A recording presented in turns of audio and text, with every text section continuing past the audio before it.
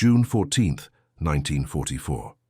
The skies above Kyushu Island, Japan, hung heavy with humidity as Imperial Japanese Navy spotters tracked an approaching formation of silver dots materializing through the scattered clouds.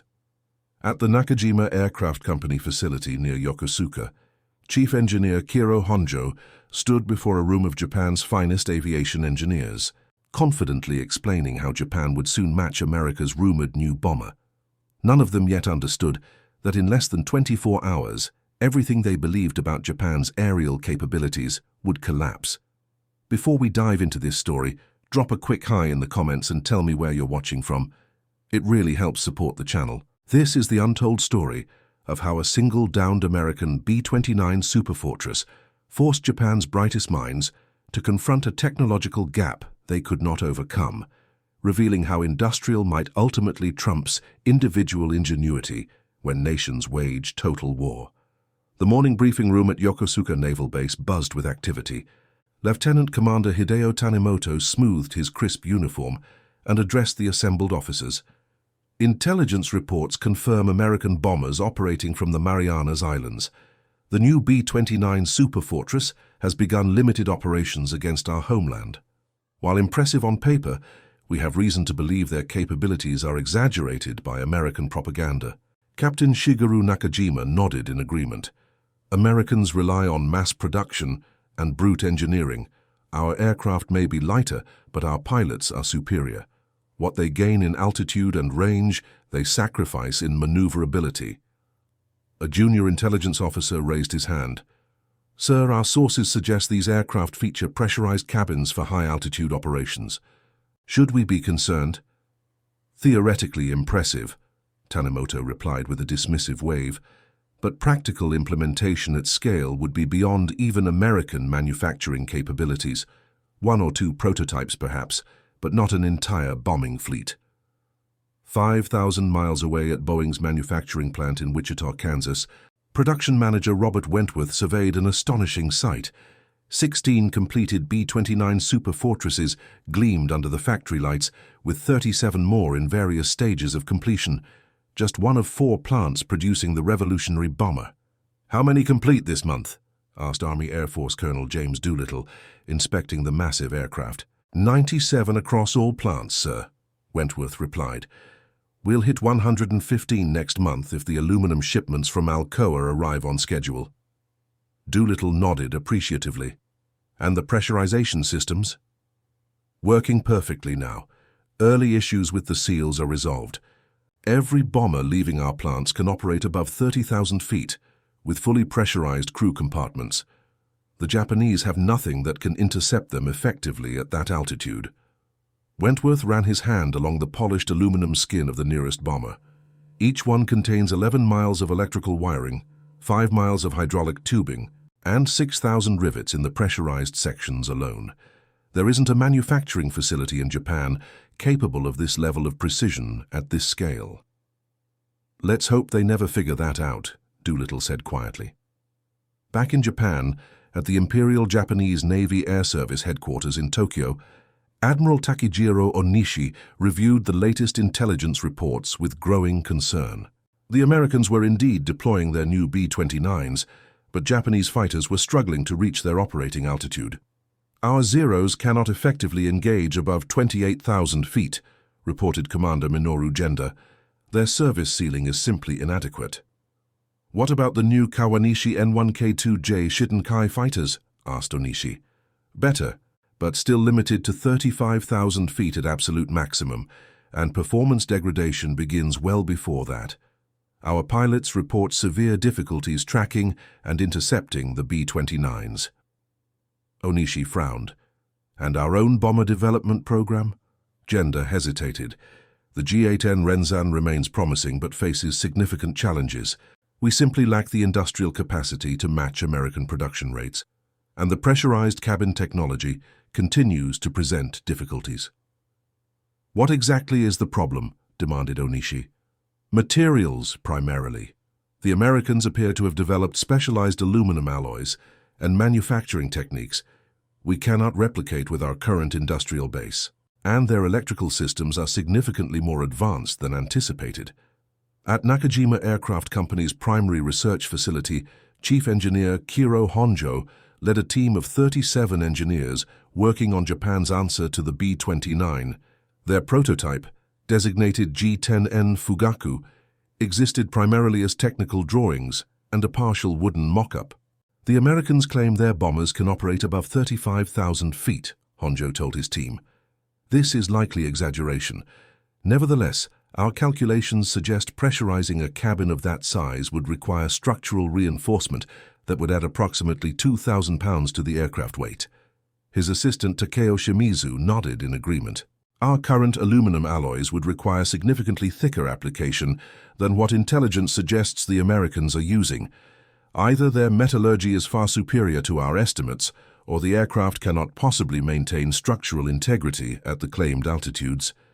The electrical systems alone would require more copper than we can allocate to a single aircraft, added electrical specialist Jiro Kato, unless they've developed some revolutionary wiring system we're unaware of. Honjo smiled confidently. Remember, gentlemen, Americans excel at propaganda. The reality of their aircraft will undoubtedly fall short of the claims.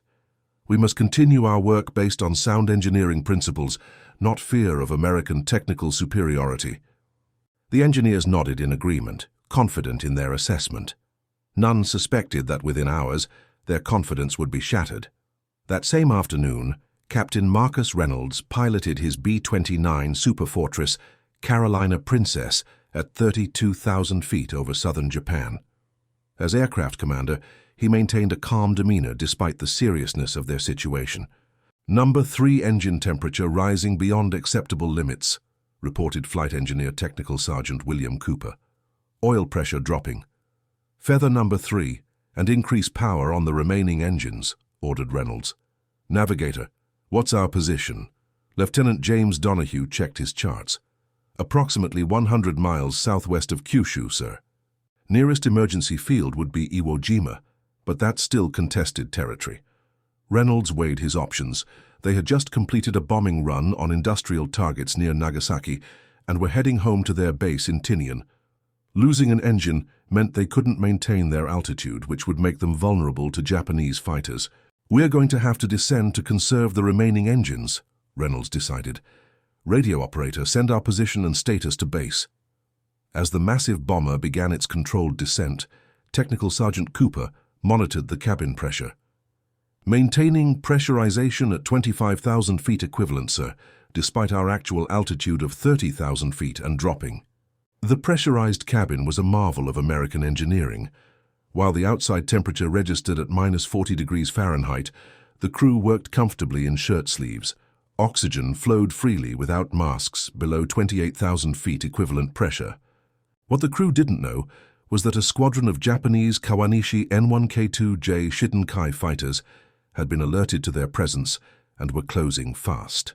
As the B-29 descended below 28,000 feet, it entered the effective combat ceiling of Japan's best fighters.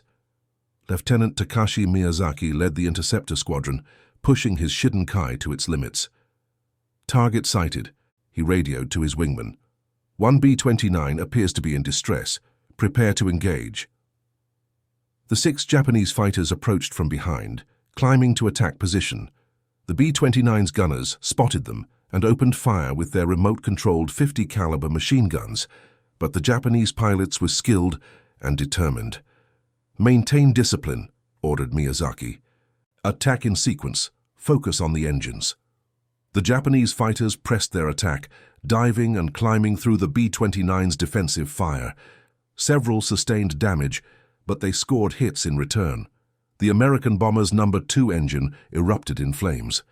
Inside the B-29, chaos erupted as warning lights flashed across the control panel. "Fire in number 2!" shouted Cooper. "Engaging extinguishing system." "We've lost hydraulic pressure to the rear stabilizers," reported co-pilot Lieutenant Thomas Franklin. "Controls becoming sluggish." Captain Reynolds fought to maintain control of the wounded bomber. "Prepare for emergency landing. All crew, secure positions." Bombardier Lieutenant Martin Green looked out at the damaged wing. "Sir, we're not going to make it to friendly territory." Reynolds nodded grimly. "Radio, send our coordinates. Tell them we're going down. Pilot to crew, prepare for ditching. As the crippled bomber descended through 10,000 feet, Reynolds made a critical decision. We're too damaged for a water landing. I'm going to attempt a controlled crash on that beach below. Brace for impact. The massive aircraft touched down hard on a remote beach on Kyushu's southern coast, skidding along the sand, before coming to a violent stop. The impact tore off one wing and crumpled the nose, but the central pressurized crew compartment remained largely intact. "Everyone out," ordered Reynolds. "Grab essential survival gear and destroy sensitive equipment." Of the 11 crew members, 3 sustained serious injuries in the crash landing. The remaining 8 helped their wounded comrades away from the wreckage, knowing that Japanese forces would arrive soon. They managed to destroy the top-secret Norden bomb site and code books before heading inland toward the mountains, hoping to evade capture. Lieutenant Miyazaki circled overhead, radioing the bomber's position to headquarters. American B-29 down approximately 15 kilometers south of Kanoya Air Base. Crew appears to have survived. Aircraft largely intact. Within 2 hours, Imperial Japanese Navy personnel had secured the crash site. Captain Yoshi Tanaka of Naval Intelligence immediately recognized the significance of their find. Establish a security perimeter. No one touches anything until the technical team arrives. This aircraft must be preserved for study. By nightfall, a team of engineers from Nakajima Aircraft Company had arrived, led by Chief Engineer Kiro Honjo. His face betrayed no emotion as he approached the downed superfortress, but inside, his mind raced. Here, finally, was the opportunity to examine America's most advanced bomber up close. "Secure the site from rain," he ordered. "Set up floodlights. I want every centimeter of this aircraft documented and photographed before we begin disassembly." As his team worked through the night, Honjo made his initial assessment. The B-29 was even more impressive than intelligence had suggested. Its size alone dwarfed anything in the Japanese arsenal. The 4 Wright R3000 engines were marvels of power and efficiency, each producing over 2,000 horsepower. But it was the central pressurized cabin that truly captured his attention. The precision engineering required to maintain pressure at high altitude while allowing for gun turrets, windows, and access points was beyond anything Japanese industry had achieved. "The structural integrity is remarkable," Honjo told his assistant Shimizu. "The Americans have developed specialized alloys we haven't seen before." By dawn, the initial survey was complete, and Honjo gathered his team. "Gentlemen, we have much to learn from this aircraft. Begin methodical disassembly. I want complete documentation of every system, every component, every manufacturing technique." Over the next 3 days, the Japanese engineers worked around the clock, carefully dismantling sections of the bomber for detailed analysis. With each component removed, their respect for American engineering grew, and with it, a creeping sense of dread. On the evening of the 3rd day, Honjo sat alone in his temporary office, reviewing the technical data his team had gathered. The evidence was overwhelming. The B-29 wasn't just advanced. It represented a level of industrial and technical capability that Japan simply couldn't match. The central pressurized crew compartment told the story most clearly. The specialized aluminum alloys used in its construction were produced through manufacturing processes Japan hadn't mastered. The electrical systems used copper-saving wiring techniques that allowed for miles of connections without depleting vital war materials. The precision of the components and their mass production spoke of automated manufacturing processes beyond Japan's current capabilities. Honjo's hands trembled slightly as he compiled his report. How could he tell his superiors that they couldn't replicate this technology, that Japan's entire aviation industry lacked the fundamental capacity to produce something comparable? The next morning, a delegation of high-ranking military officials arrived to inspect the captured bomber and hear Honjo's assessment. Admiral Onishi led the group, accompanied by representatives from the Army Air Service and the Naval Air Service. "Well, Honjo-san," Onishi said expectantly, "what have you learned from this American machine? How soon can we incorporate these features into our own aircraft?" Honjo bowed deeply, gathering his courage. "Admiral, with respect, the situation is more complex than anticipated." He led the delegation on a tour of the disassembled aircraft, pointing out key features. The B-29's pressurized cabin is not merely an advancement in design, but represents an entirely different level of industrial capability. The Americans are using manufacturing techniques we have not yet developed. Explain, demanded Onishi. The aluminum alloys in the pressure hull contain precise mixtures of copper, zinc, magnesium, and manganese that our metallurgists cannot currently reproduce. The thickness, or rather the thinness, while maintaining structural integrity at high altitude, suggests automated production methods beyond our present capabilities. Honjo continued, leading them through the electrical systems. Note the wiring techniques. Our intelligence estimated the electrical system would require approximately 1,800 pounds of copper per aircraft. The Americans have developed a wiring system that uses less than 700 pounds while providing greater reliability. You're saying we cannot reproduce this aircraft? Asked General Takeo Yasuda of the Army Air Service. Not with our current industrial base, Honjo admitted. But more concerning is what this aircraft represents about American production capacity. He showed them manufacturing date stamps on various components. These parts were produced within weeks of each other at factories thousands of miles apart, yet they fit together with precision measured in thousandths of an inch. The Americans are mass-producing these aircraft, not dozens but hundreds, perhaps thousands. A heavy silence fell over the group. The implications were staggering. What would be required to match this technology? Asked Onishi finally. Honjo took a deep breath. A complete transformation of our industrial base. New aluminum processing facilities, new electrical component factories, new machine tool production, new training programs for thousands of workers. Even with unlimited resources, it would take 3 to 5 years minimum. Resources we do not have, murmured General Yasuda. And time the war will not grant us, added Onishi. Back at Nakajima headquarters the following week, Honjo presented his comprehensive findings to the company's leadership and military representatives. The room was unusually quiet as he detailed the technological gap between Japanese and American aircraft manufacturing. The pressurized cabin alone represents approximately 7,300 engineering hours of development, Honjo explained. The Americans have solved problems we haven't even properly identified yet. He displayed technical drawings of the B-29's central pressurization system. Note the specialized rubber seals around access points and gun turrets. These maintain pressure integrity while allowing movement. Our current rubber production cannot achieve this level of precision or durability. Major General Tatsuhiko Takashima leaned forward. But surely we can adapt our existing designs based on what you've learned. Adaptation is possible, Honjo conceded, but not replication. Not in time to affect the outcome of this war.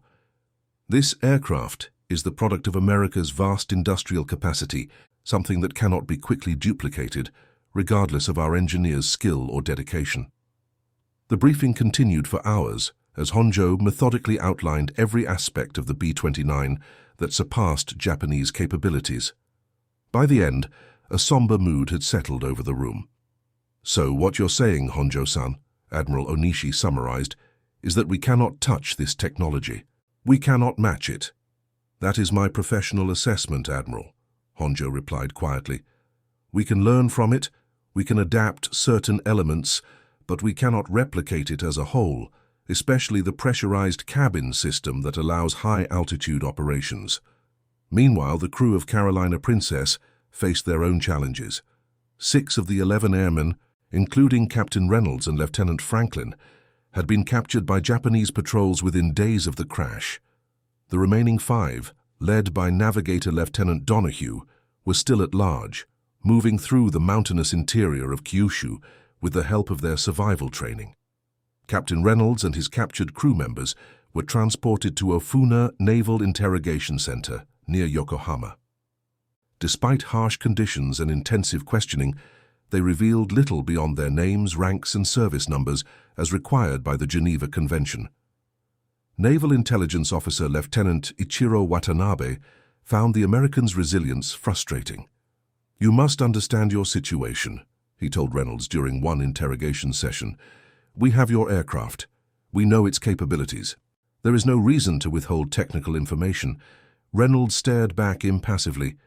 Captain Marcus Reynolds, United States Army Air Forces, service number 0734219. What Reynolds couldn't know was that his aircraft had already revealed far more to the Japanese than any interrogation could have extracted. The B-29 itself was the most valuable intelligence the Japanese had captured in the air war. At the Imperial Japanese Naval Air Service headquarters in Tokyo, Admiral Onishi convened a special strategy meeting to address the implications of Honjo's findings. Present were representatives from all branches of the military and Japan's major aircraft manufacturers. "Gentlemen, we face a sobering reality," Onishi began. "The American B-29 represents a level of technological advancement and industrial capacity that we cannot match in the short term. Chief Engineer Honjo's report makes this painfully clear." General Yasuda of the Army Air Service nodded grimly. "If the Americans can mass-produce such aircraft while simultaneously building ships, tanks, and other war materiel, we must reassess our strategic position." "What options remain available to us?" asked Vice Admiral Matome Ugaki. "We must adapt rather than replicate," suggested Honjo, who had been invited to attend. "Focus our limited resources on defensive measures rather than attempting to build a comparable bomber." "Specifically, what do you propose?" asked Onishi. "High-altitude interceptors with improved oxygen systems for pilots, though not fully pressurized cabins, concentrated anti-aircraft defenses around critical targets, and most importantly, dispersal of key industrial facilities to reduce vulnerability to high-altitude precision bombing." The discussion continued for hours, with various strategies proposed and analyzed. By the end, a consensus had emerged. Japan would abandon attempts to develop a comparable high-altitude bomber and instead focus on defensive measures and alternative attack methods. As the meeting concluded, Honjo approached Admiral Onishi privately. "Admiral, there is one aspect of my findings I did not discuss in the general session." "Go on," Onishi prompted. "The level of precision manufacturing evident in the B-29 suggests the Americans have developed automated production techniques far beyond anything we have implemented. Each aircraft contains approximately 55,000 individual parts, yet they are produced at a rate of over 100 per month. This indicates not just superior design, but a fundamentally different approach to industrial organization." "What are you suggesting, Honjo-san? That even if we had the technical knowledge to reproduce their designs, we lack the industrial capacity to implement that knowledge effectively? The gap is not merely technical but systemic." Onishi was silent for a long moment. "Your assessment is noted, Honjo-san. Please continue your analysis of the captured aircraft. Perhaps there are still valuable lessons to be learned, even if we cannot match the whole." 2 weeks after the crash, Honjo's team had completed their detailed examination of the B-29's pressurization system. The findings were compiled into a comprehensive technical report that was distributed to key figures in Japan's aviation industry and military leadership. At Mitsubishi's aircraft division in Nagoya, chief designer Jiro Horikoshi, creator of the feared Zero fighter, reviewed the report with growing concern. The pressurization system alone required manufacturing tolerances his facilities couldn't consistently achieve, and the electrical systems used copper-saving techniques that would require retooling his entire production line. "If this represents the current state of American technology," he told his senior engineers, "then we must acknowledge they have surpassed us, not just in quantity but in quality as well." Similar reactions echoed throughout Japan's aviation industry as the implications of Honjo's findings sank in. The technological gap wasn't just significant, it was potentially unbridgeable given Japan's current industrial capacity and dwindling resources. At the Naval Ministry in Tokyo, Admiral Onishi presented the consolidated findings to the Imperial Navy General Staff. "Based on thorough examination of the captured B-29, we must conclude that America's industrial capability exceeds our previous estimates by a significant margin. Their ability to mass-produce aircraft of this technological sophistication suggests a production capacity at least 8 to 10 times our own." Fleet Admiral Osami Nagano, chief of the Naval General Staff, studied the reports carefully. What are the strategic implications? If current trends continue, Onishi replied solemnly, the Americans will establish complete air superiority over our home islands within 6 months. Their high-altitude bombing capability, enabled by the pressurized cabin technology we cannot replicate, will allow them to strike targets with increasing precision while remaining largely invulnerable to our air defenses. The room fell silent as the implications sank in. This wasn't merely a tactical challenge, but a strategic crisis that threatened the very foundation of Japan's war effort. In Washington, D.C., intelligence analysts at the Pentagon were piecing together information about the fate of Carolina Princess and her crew. Reports from submarine-based listening posts had intercepted Japanese communications about a captured B-29. General Henry Hap Arnold, commanding general of the United States Army Air Forces, reviewed the intelligence summary with concern. What's the likelihood the Japanese can reverse engineer the aircraft? Colonel Benjamin Matthews of Technical Intelligence considered the question. Extremely low, sir. Even with a completely intact aircraft, which is unlikely given the reported crash landing, the Japanese lack the industrial infrastructure to replicate the B-29's key systems. Their aluminum industry in particular cannot produce the specialized alloys required for the pressurized cabin in sufficient quantity or quality. And what about the crew? Asked Arnold. 6 confirmed captured, 5 still unaccounted for. Standard rescue operations are impractical given the location, but submarine assets are monitoring Japanese communications for any indication of their whereabouts. Arnold nodded grimly. The loss of 1 B-29 is acceptable, but I want those men back. Back on Kyushu, the 4 surviving members of Lieutenant Donohue's group had managed to reach the coast with the help of an elderly Japanese farmer who opposed the war. The farmer, Hiroshi Tanaka, had lost his son at Midway and harbored no illusions about Japan's prospects for victory. American submarines sometimes come close to shore at night, Tanaka told them in broken English learned decades earlier as a merchant sailor. 3 kilometers south, there is a small cove. Signals from there might be seen. For 3 consecutive nights, the airmen signaled with a carefully shielded flashlight, sending Morse code out to sea. On the 4th night, they were rewarded with a faint light in response. The USS Triggerfish, an American submarine on patrol off Kyushu, had received their signals. A tense extraction followed, with the submarine sending a small rubber boat to shore under cover of darkness.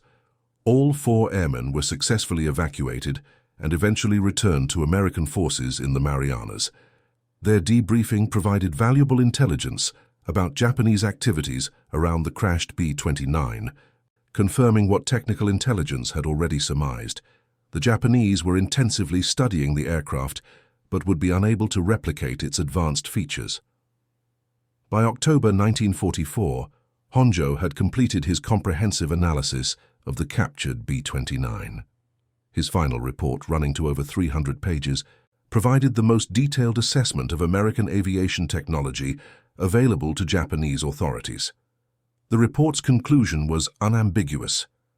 The B-29 Superfortress represents a level of technological advancement and manufacturing capability that Japanese industry cannot currently match.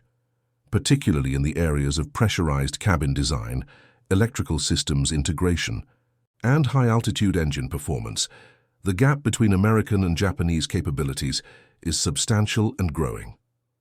At the Nakajima Aircraft Company, plans for the G-10N Fugaku strategic bomber were quietly shelved. Resources were redirected toward more achievable projects, particularly defensive fighters and kamikaze aircraft that required less sophisticated technology and fewer strategic materials. Chief Engineer Honjo found himself in a paradoxical position. His thorough analysis had earned him commendations from military leadership, but the content of that analysis had effectively undermined the rationale for his department's flagship project. In a culture that prized success and achievement, he had become the bearer of unwelcome truth. One evening, as Honjo worked late in his office, he was surprised by a visit from Admiral Onishi. The Admiral dismissed Honjo's subordinates and closed the door. "Your report has caused quite a stir, Honjo-san," Onishi said without preamble. Some in the Army Air Service are questioning your patriotism for suggesting Japanese industry cannot match American capabilities. Honjo straightened his posture. Admiral, I reported what I observed. The evidence is irrefutable. Indeed, Onishi nodded, which is why I have defended your findings. False confidence is more dangerous than uncomfortable truth. The Admiral moved to the window, looking out at the factory floor below. We are redirecting our strategy based on your analysis. The Navy has begun prioritizing defensive measures against high-altitude bombing. Your technical insights regarding the B-29's vulnerabilities, particularly to attack from below where the defensive armament is weakest, have been incorporated into our fighter tactics. I'm gratified to hear it. Admiral. Onishi turned back to face Honjo. There is one question I must ask you directly.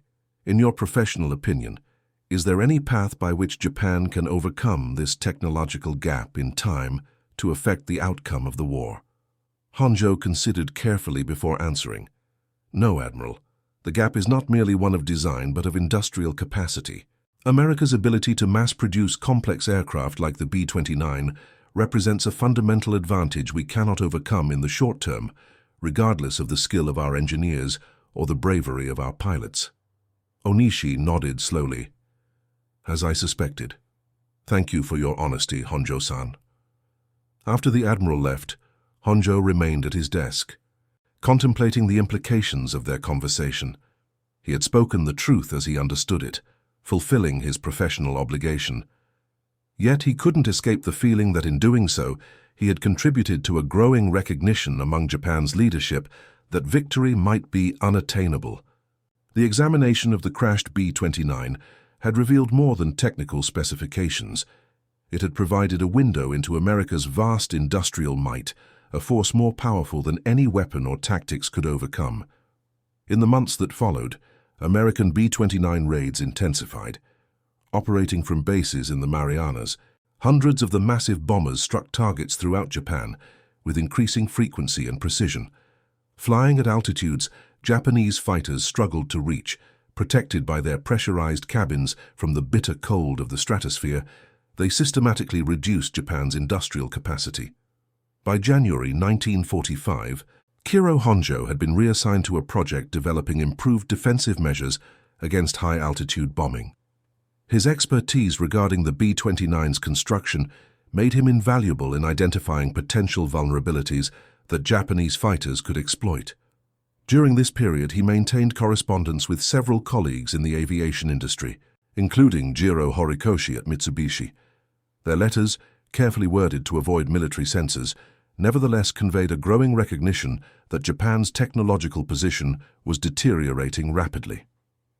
The challenges we discussed regarding aluminum processing remain unresolved, Horikoshi wrote in February. Production quantities are 20% below projections, and quality control issues persist. Meanwhile, our friends across the ocean appear to have unlimited supplies of materials we can barely obtain. Honjo understood the subtext clearly. Japan's resource shortages were becoming critical, while American production continued to accelerate. The technological gap he had identified in the B-29 was widening rather than narrowing. On March 9th and 10th, 1945, over 300 B-29 superfortresses conducted massive incendiary raids on Tokyo, destroying approximately 16 square miles of the city and claiming an estimated 100,000 lives. The bombers operated at altitudes between 7,000 and 10,000 feet, much lower than their maximum capability, to optimize their bombing pattern. Standing amid the ruins of eastern Tokyo the following day, Honjo surveyed the devastation with a heavy heart. The scale of destruction was almost beyond comprehension. Entire neighborhoods had been reduced to ash and rubble. A junior engineer accompanying him gestured at the burned-out landscape. "How can we fight against this, Sensei? They sent more bombers in a single raid than we can produce in a year." Honjo had no answer. The technological gap he had documented after examining the crashed B-29 had manifested as this apocalyptic reality. America's industrial might, embodied in hundreds of advanced bombers, operating with near impunity, had transformed the theoretical disadvantage into practical devastation. In the war's final months, as American forces approached Japan and the bombing campaign intensified, Honjo continued his work, developing countermeasures and adaptations that might mitigate the impact of the technological disparity. His efforts were increasingly focused on preserving what could be saved, rather than achieving victory. The war's end in August 1945 found Honjo at a research facility outside Nagoya, which had been partially destroyed in recent air raids. As he and his colleagues processed the news of Japan's surrender, there was a complex mixture of emotions: relief that the destruction would end, shame at defeat, uncertainty about the future. In September, as American occupation forces established control, technical intelligence officers sought out Japan's aviation experts to understand their wartime work. Honjo found himself interviewed by Major Robert Patterson, a technical intelligence officer with a background in aeronautical engineering. "We're particularly interested in your analysis of the captured B-29, Patterson explained during their first meeting. "Our assessment suggested you wouldn't be able to replicate the technology, but we'd like to understand exactly what conclusions you reached." Over several days of interviews, Honjo provided detailed explanations of his findings, sharing the technical reports he had prepared. Patterson was impressed by the thoroughness of the Japanese engineer's analysis. "You identified vulnerabilities in the defensive armament that we didn't fully address until late '44, Patterson noted. "Your metallurgical analysis of the pressure cabin was remarkably accurate given the limitations of your testing equipment." "We did what we could with the resources available," Honjo replied modestly. On their final day of interviews, Patterson asked a question that caught Honjo by surprise. "When did you personally realize that Japan couldn't win the war?" Honjo considered carefully before answering.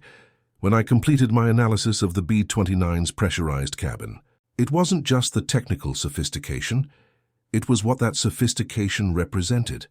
To mass-produce something of that complexity requires an industrial base operating at a level we couldn't match."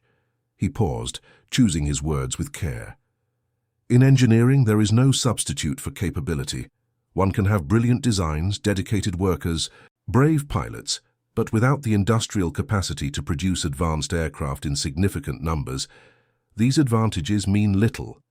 The pressurized cabin was the clearest evidence of a capability gap we could not overcome."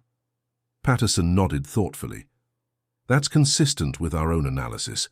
We estimated that even if Japan had obtained complete technical plans for the B-29, you lacked the industrial infrastructure to reproduce it effectively." "Your assessment was correct," Honjo acknowledged. "Some technological advantages cannot be overcome by determination alone, no matter how fierce."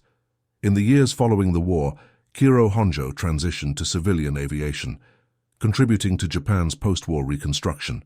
His experience with the B-29 influenced his approach to aircraft design and manufacturing, emphasizing the importance of industrial capacity alongside technical innovation. As Japan rebuilt its industrial base through the 1950s and 60s, many of the lessons learned from examining that crashed B-29 shaped the development of Japanese manufacturing philosophy. The recognition that precision engineering at scale required sophisticated production systems influenced industries far beyond aviation. Honjo occasionally corresponded with American engineers he had met during the occupation, including Major Patterson, who had returned to Boeing after the war. Their professional relationship, born from the technical assessment of a downed bomber, evolved into a collaboration that benefited aviation development in both countries. In 1964, during the Tokyo Olympics, a now-retired Honjo gave an interview to an American technical journal about his wartime work. When asked about the most significant moment in his engineering career, his answer was immediate: examining the pressurized cabin of the captured B-29 in 1944.